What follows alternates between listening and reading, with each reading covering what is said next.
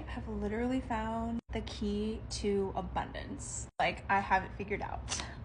Some people might not want to hear this. When you are generous, when you are kind, when you are a good steward of your money, and God sees that He can trust you with finances, He will continue to bless you. But the kicker is, like, you still have to give and be generous from a genuine place. Like, God knows your heart. And if you're just giving to other people because you think that God is going to give you something back twice as much, like, He knows that. He knows your heart, and it's probably not going to happen. So there's a lot of mindset work that you have to do to get to that place. It really just comes down to having a mindset of gratitude and knowing and realizing that everything comes from God.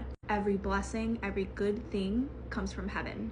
When you realize everything is basically God's and we are just stewards of what He has given us, and if you give back to God, if you give Him your first fruits in some form, whether that's giving to charity, helping a friend out, you'll know what to do in that moment, what God is asking you to do, whether that's giving or, just helping somebody else out for free with your time. But the moment that you start living life with open hands, it's like there's a constant flow of abundance just in your life.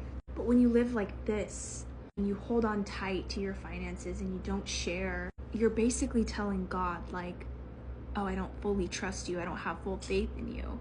And if you're in a hard place in life, like struggling with your finances, this isn't something that you can just snap your fingers and, have that mindset instantly. It does take a lot of work, but the biggest piece of advice that I can give to somebody who wants to be in a place of abundance is to first sit down, get serious, and basically budget, but ask for God's blessing over that. Ask Him for help, ask Him for the courage.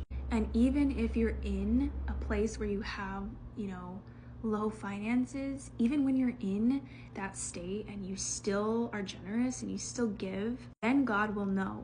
He's going to look at you and He's going to say, hey, this person is a good steward of what I have given them, even though they have very little. So now He's going to say, I can trust them with more.